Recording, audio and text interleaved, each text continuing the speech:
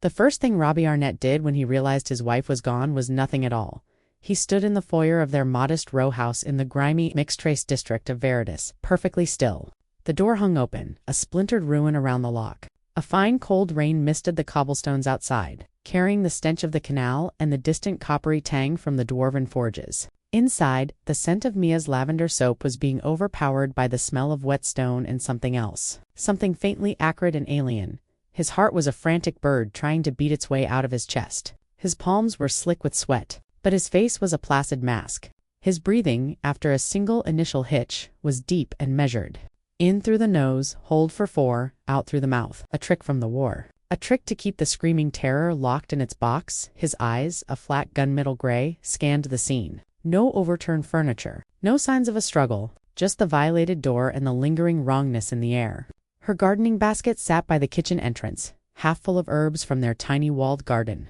A book she was reading, a cheap romance serial popular with human housewives, lay face down on the sofa. She'd left in the middle of her day, taken by force but not without a fight he couldn't see. Robbie's mind, a precision instrument honed in the trenches of the northern border wars, began to compartmentalize. The panic was shoved into a dark, soundproofed room in the back of his skull. The grief, the raw, animal fear for her, was locked in another. What remained was a cold, clear space for analysis.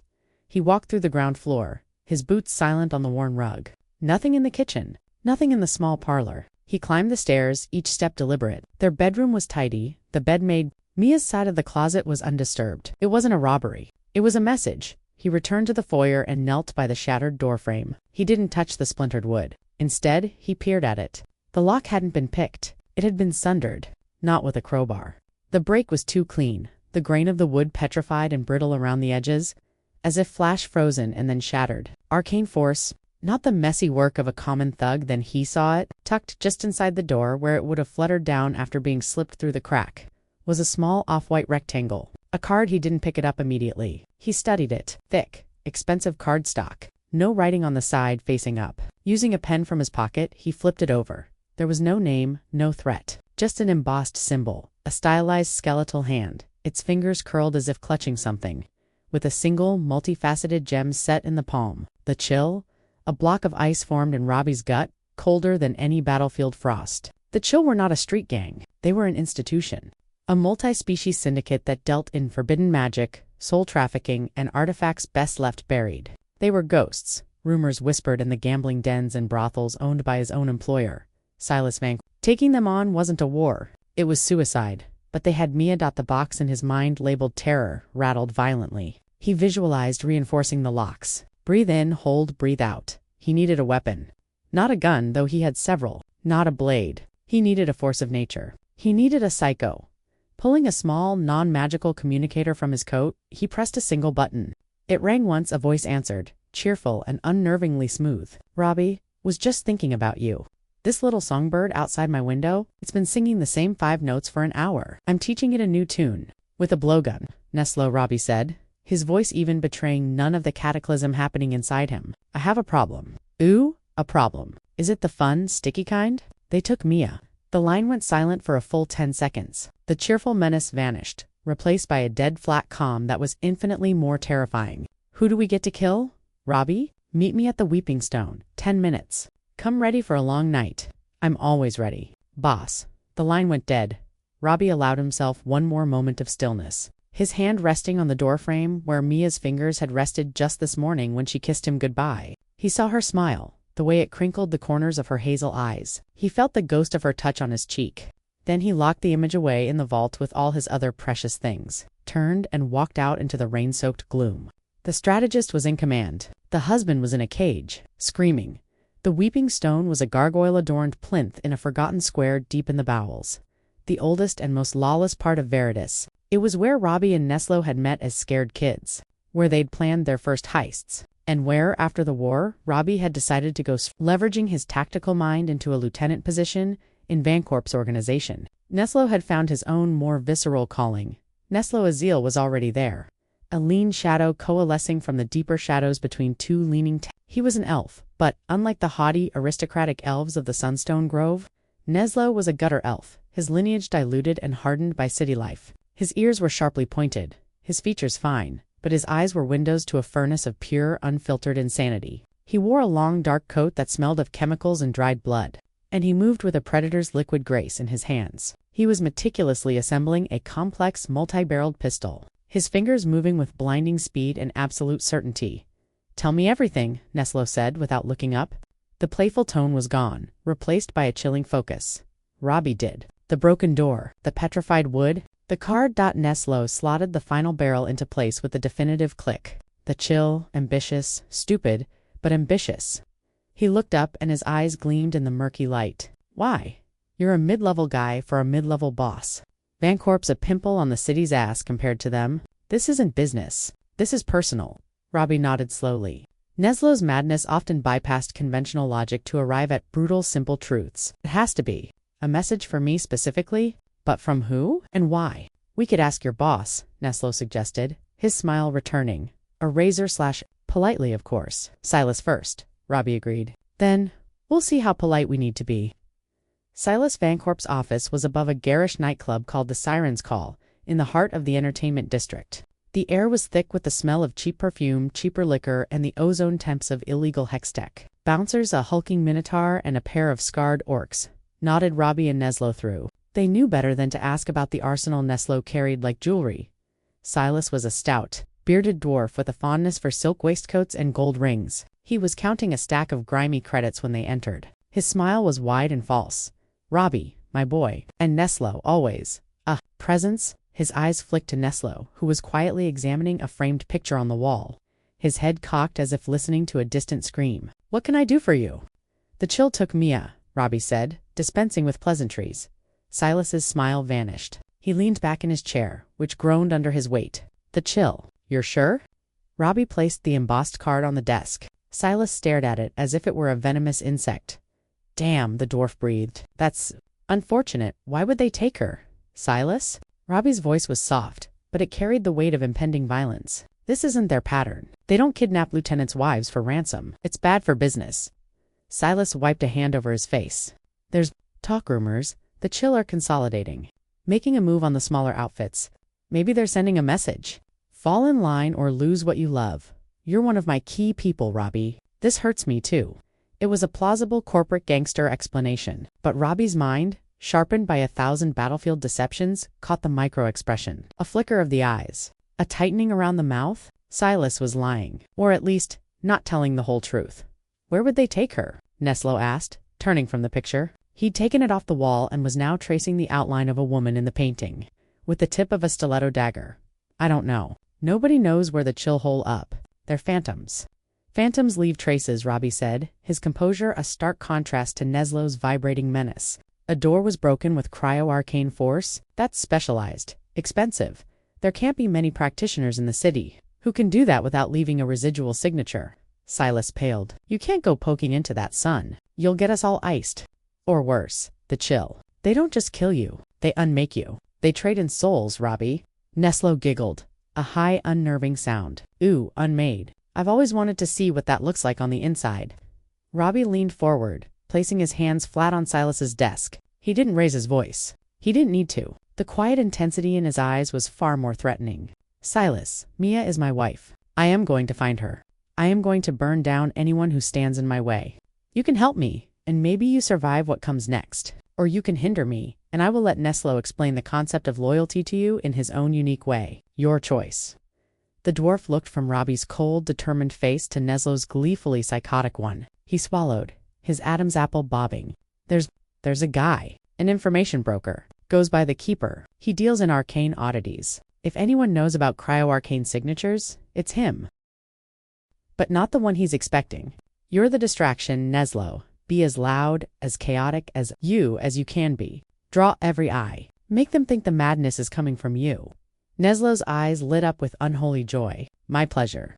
I'll come in from below," Robbie said, nodding towards a large, rusted pipe leading into the ground, a storm drain, or old utility conduit. While they're focused on the hurricane, the knife slips between their ribs. They didn't need to wish each other luck. This was their oldest dance. Ness low melted into the darkness, and a moment later, the night was torn apart by a scream not of fear, but of pure, ecstatic violence, followed by the staccato burst of his multi-barrel pistol and the wet, tearing sounds that were his signature. Robbie didn't wait. He slid into the pipe, into the absolute blackness and the stench of decay. He moved by touch and memory, his mind a compass pointing towards Mia. The sounds of the ambush being sprung above were muffled hearshouts of confusion, screams of pain, the roar of a makeshift cannon. Neslo was in his element. Robbie emerged from a grate into the heart of the yard. He was behind a mountain of shattered engine blocks. Peering through a gap, he saw the clearing dot. Mia was there. She was tied to a chair in the center of a concrete pad, her head bowed. She was alive. The relief was so potent it nearly buckled his knees. But the terror followed instantly. She was the bullseye, and standing next to her was Kalen. He was a hulking half-orc, his face a roadmap of old violence, one of his tusks broken off from his last encounter with Robbie. He held a massive, wickedly curved cleaver, and he was grinning. Watching his men scramble to contain the whirlwind that was Neslo Azile Arnet, Kalen bellowed, his voice echoing over the din. "I know you're here. Come out and face me, you coward, or I start sending you pieces of her." Robbie didn't answer. He became a phantom, flitting from shadow to shadow, a chill enforcer, a human with arcane tattoos glowing on his arms. Never saw him coming. Robbie's garrote was around his neck, cutting off his cry of alarm, his trachea collapsing with a soft crunch. He lowered the body silently. He was a strategist. This was a game of chess, and he was taking the pieces one by one. He moved again. A dwarf with a rivet gun was aiming towards the chaos Neslo was creating. Robbie came from behind, a combat knife slipping between his ribs, angled up into his heart. Another piece off the board, he was getting closer. He could see the panic in Kellen's eyes now. His perfect ambush was falling apart. The chaos was spreading. "Find him," Kalen roared. "He's here!" Robbie's path was clear. A final sprint across open ground. He took a deep breath. In, hold out. He broke from cover. Kalen saw him. His grin returned, savage and triumphant. He raised the cleaver high above Mia's head. Too late, Arnet. Robbie was 10 paces away. 5 dot, and then the world exploded. Not with noise, but with silence. A wave of absolute stillness rolled out from the far side of the yard. The very air seemed to thicken, to congeal. The sounds of Battle Neslo's laughter, the gunfire, the screams were snuffed out from the shadows of the main warehouse. A figure emerged. It was tall, clad in robes of deepest black that seemed to drink the light. Its face was hidden within a deep hood, but from within that darkness 2 points of cold, blue fire burned. It held a staff of polished black bone. The air around it froze, tiny snowflakes crystallizing and falling to the grimy ground. The real power behind the chill had arrived. Kalen faltered, the cleaver lowering an inch. "Master? I have him. I have them both." The hooded figure ignored him. Its burning gaze was fixed on Robbie. A voice spoke, not aloud, but directly into Robbie's mind. It was the sound of a glacier calving of continents of ice grinding together. "You are the key. The lock is her soul. We require the combination." Robbie didn't understand. He didn't care. Mia was 5 feet away. Nothing else mattered. He lunged for Kelen. The world slowed. The hooded figure raised a skeletal hand. A beam of that same soul-numbing cold he'd felt in the clock tower lanced out. Not at Robbie, but at the space between him and Mia. It wasn't meant to kill. It was meant to capture, but Neslo was there. He erupted from a pile of scrap, his coat torn, his face splattered with blood that wasn't his own. He didn't shout a warning. He didn't try to push Robbie aside. He simply moved on instinct. A perfect, psychotic reflex of loyalty. He intersected the beam. The cryo-arcane energy struck him full in the chest. There was no scream. Neslo froze in midair, a look of mild surprise on his face. Then, he shattered. Not into ice, but into a million shards of light and darkness. Like a stained glass window blown apart from within. The shards hung in the air for a moment, swirled in a vortex of impossible energy, and then were sucked into the gem set in the palm of the hooded figure's staff. Gone, erased, unmade. The silence was absolute.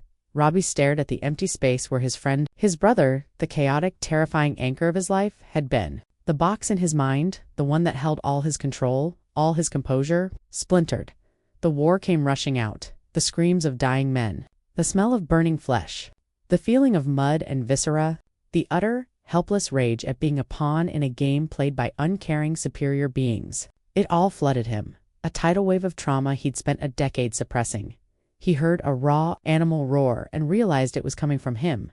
Kalen, stunned by the display of power, was slow to react. Robbie was on him. The strategist was gone. The pragmatist was gone. All that was left was the ruthless. He didn't fight with skill. He fought with hate. He slammed his forehead into Kellen's face, feeling the half-orc's nose shatter. He drove his knee into his groin. As Kalen doubled over, Robbie wrested the cleaver from his grasp. He didn't say a word. He brought the cleaver down again and again. And again, it was not an execution. It was obliteration. When he finally stopped breathing in ragged, sobbing gasps, he was covered in gore. He turned, his eyes wild, towards the hooded figure. The being watched him, its head tilted. The mental voice echoed again, devoid of any emotion. The sacrifice is accepted. The lock is primed. You will come with us, keybearer. Your war is not over. It has just begun. From the darkness behind the figure, more shapes emerged. Silent, robed acolytes of the chill, they moved towards him. Robbie looked at Mia, still tied to the chair, unconscious or in shock. He looked at the spot where Neslo had died. He looked at the cleaver in his hand, dripping with Kellen's life. He had no weapon against the power that had unmade Neslo. No strategy could defeat that. The cold, logical part of his mind was screaming at him to surrender, to bide his time, to find another way. But the husband, the friend, the traumatized soldier, they were all free now, and they were done. He raised the cleaver, his knuckles white, his body trembling not with fear, but with a final defiant fury. No, he snarled, the word tearing from his throat. You don't get to take anything else from me. He charged the frozen god, a single fragile man against an empire of night. The echo of his friend's laughter, the only grace he carried into the darkness. He has a shop in the Bazaar of Whispers. But Robbie, be careful. The keeper, his price is always more than money. The Bazaar of Whispers was a claustrophobic maze of stalls and tents tucked between the soaring, elegant spires of the elven district and the soot-stained brickwork of the human slums. It was a place where you could buy anything, from a love potion to a cursed relic, provided you had the currency and didn't ask too many questions. The air hummed with suppressed magic and 1,000 hushed, furtive conversations. The keeper's shop was a narrow, leaning building that smelled of dust, old parchment, and formaldehyde. Jars lined the shelves, containing things that floated in murky, fluid, unidentifiable organs, the staring eyes of various races and things that had never been alive to begin with. The keeper himself was a wizened, androgynous figure of indeterminate race, with milky eyes that saw too much. Robbie Arnet, the keeper, rasped as they entered. And his shadow, Neslo Azile. I wondered when you would darken my door. You know why we're here, Robbie said. The wife, the chill, the broken door. The keeper smiled, a thin, bloodless line. Information has a life of its own. It whispers to me. What can you tell me about the magic used? Robbie asked, ignoring the theatrics, cryo-arcana, nasty, precise stuff. Not many left who practice it. Most get consumed by the cold they try to wield. There is one, however, an elf, name of Lyra. She was exiled from the Sunstone Grove for dabbling in arts that chilled the soul. She freelances now. Very expensive. And currently she is exclusively contracted with the chill. Where do we find her? Neslo asked, idly tapping one of the jars. The thing inside flinched. Her workshop is in the Ironworks district, an old clock tower by the sewer outflow. But knowledge has a price, Mr. Arnet. Name it. Not from you, the keeper said, his milky eyes fixing on Neslo from him. A memory, a single vivid memory. The moment you first understood what you were? Neslo's playful grin didn't slip, but his eyes went distant and flat. That's a cheap price. I have so many to spare. He walked forward and placed his palm on the keeper's forehead. The keeper shuddered, a long, rattling gasp escaping his lips. His milky eyes rolled back, showing the whites. After a moment, Neslo removed his hand. The keeper slumped, breathing heavily. Oh, that was bright. Thank you. He looked at Neslo with something like awe and terror. Pleasure doing business, Neslo said, his cheer restored. Now, about that clock tower. The clock tower was a skeletal finger of rusted iron and crumbling brick, looming over a foaming, foul-smelling channel of waste from the forges. The groaning of the machinery and the hiss of steam provided perfect acoustic cover. Robbie and Neslo moved like ghosts through the industrial detritus. Robbie's mind was a map of the terrain, calculating sightlines, potential ambush points, and escape routes. The war was always with him. He could still smell the mud and blood of the trenches. Hear the shriek of incoming artillery that never seemed to hit the elven officers who commanded them, only the human and dwarven grunts in the front lines. He pushed the memory down. Not now. Focus. They found a service entrance locked with a heavy padlock. Neslo produced a vial of acid from his coat and carefully dripped it onto the mechanism. It hissed and smoked, the metal dissolving in seconds. They slipped inside. The interior was a bizarre juxtaposition. Gears and pendulums from the clock's ancient mechanism shared space with alchemical apparatuses, frost-rimed metal tables and intricate diagrams of the humanoid form with notes. scrawled in a flowing elven script about cryogenic preservation of neural pathways. Lyra, the elf, was there. She was tall and gaunt, her skin pale as moonstone, her white hair pulled back in a severe bun. She was wearing thick, insulated gloves and was in the process of encasing a small, struggling homunculus in a block of magical ice. She turned as they entered, her expression one of annoyance, not fear. "This is a private facility. Leave or become part of my research." "You broke into my home," Robbie said, his voice echoing in the cavernous space. Recognition dawned in her cold blue eyes. The Arnet residence, a simple door-forcing job. The subject was unexpectedly resilient. Required a bit more persuasion. Subject. The word was a spike of ice in Robbie's heart. Mia had fought, his quiet, gentle wife had fought this creature. "Where did they take her?" Robbie asked, stepping forward. Lyra smirked. "The Chill do not share their itineraries with contractors. They paid, I performed. The transaction is complete." Neslo sighed dramatically. "See, Robbie? No sense of professional courtesy." He began to stroll around the perimeter of the room, looking at her equipment with a connoisseur's eye. "I need a name. A location. Anything." Robbie pressed, his patience a finite resource. "Beginning to wear thin? You have nothing I want," Lyra said, turning back to her homunculus. "Now, leave. I have work to do." "I disagree," Neslo sang out. He was standing by a large central apparatus, a series of copper coils surrounding a central chamber. "I think you have lots of things we want, and we have lots of ways to ask." He tapped the apparatus. "This is a lovely piece. A soul chiller, isn't it? For when simple cryogenics aren't enough? I wonder what happens if we turn it all the way up." Lyra froze. "Don't touch that." The feedback could. Neslo slammed a lever. The machine whined, a high-pitched shriek that set Robbie's teeth on edge. Frost bloomed across the copper coils. The temperature in the room plummeted. "Detonate," Lyra finished, her eyes wide with genuine terror. A deep crack sounded from within the machine. A wave of absolute soul-numbing cold erupted from it. It wasn't just the absence of heat, it was an active, hungry force. The stone floor flash froze and cracked. The homunculus in the block of ice shattered into a million crystalline pieces. Lyra screamed, a short truncated sound as the wave hit her. She didn't freeze solid, she desiccated. Her body twisted, mummified in an instant. Her face locked in a silent shriek of agony. Her skin turned to brittle parchment. The life was sucked out of her, not just ended, but consumed. Robbie threw himself behind a heavy gear housing, the wave of cold passing over him. It felt like dying. It felt like the emptiness between stars. It scraped against the box in his mind where he kept his trauma, and for a terrifying second the lock strained. Then it was over. The machine sputtered and died. Silence descended, broken only by the drip of melting frost and Neslo's soft, appreciative whistle. "Well," Neslo said, poking the crumbled remains of Lyra with his boot. "That was informative." Robbie stood up, his body trembling uncontrollably for a moment, before he forced it back under control. He walked over to Lyra's workbench. Among the papers, now brittle and frozen, was a single shipping manifest. It was for a delivery to a place called the Ashen Yard, signed with a scrawled initial K. "The Ashen Yard," Robbie said, his voice hoarse. "It's a scrapyard in the smokestacks. And K." Neslo's smile was a ghastly thing in the aftermath. Kalen, the vicious. Silas's old rival, the one you crippled during the Docks War. The pieces clicked into place with an almost audible snap. Silas's lie.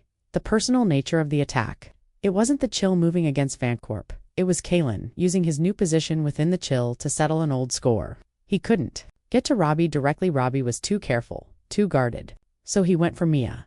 The cold in Robbie's gut was no longer fear, it was purpose. It was fury, refined and weaponized. "He's not just holding her," Robbie said, his eyes meeting Neslo's. "He's using her as bait." For me, Neslo's grin widened. "So let's not keep him waiting." The smokestacks was an industrial graveyard, a district of rust and ruin where the city's machinery went to die.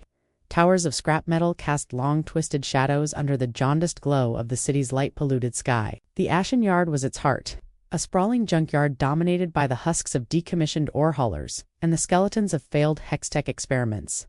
It was a perfect place for an ambush, and Robbie knew it. He stood at the edge of the yard, Neslo, a silent presence at his shoulder. He wasn't just seeing the piles of scrap. He was seeing fields of fire, choke points, kill zones. The war was here in this place. It had never really left him. "He'll have snipers in the high ground," Robbie murmured, pointing to the cab of a massive crane and the upper windows of a gutted warehouse. "He'll have close-in fighters hidden among the scrap piles, and he'll have her in the center in the open to draw me out." So we don't go through the front, Neslo said, pulling a pair of grotesque hooked blades from beneath his coat. We go through the shadows. Robbie shook his head. He'll expect that. The shadows will be the most heavily trapped. He wants a spectacle, a slow walk into the kill zone. He wants me to know I've lost before he kills me. So what's the play, boss?